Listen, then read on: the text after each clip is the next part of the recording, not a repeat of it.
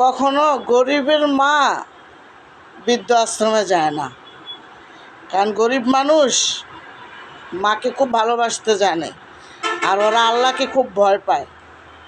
আর বড় লোকেরা আল্লাহকে ভয় পায় না, মাকে মনে করে দ্বিতীয় ব্যক্তি, তাকে বৃদ্ধাশ্রমে রাখাই ভালো। সবচাইতে দেখবেন বড় লোকের মধ্যে এগুলো হয়, ওদের একটা স্ট্যাটাস আছে না, কি জানি বলে, আমি বলতে পারি না, ওইটা হয়। ওদের মান সম্মান থাকে না, বন্ধু বান্ধবরা আইলে ঘরে একটা পুরো মহিলা দেখলে ওদের সম্মান থাকে না, তাই ওরা সম্মানের দিক তাকায়া মাকে বৃদ্ধ আশ্রমে দিয়ে আসে। আর গরিবে মাকে ঘরে রাখলে মনে করে ঘরে ব্যস্ত আছে, মায়ের পায়ের নিচে যেমন ব্যাস থাকে, মা ঘরে থাকলে সন্তানের অনেক আনন্দ পায়।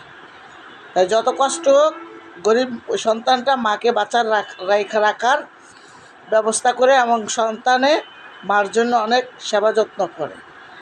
তাই গরিব মাকে অনেক ভালোবাসে, বড় লোক না।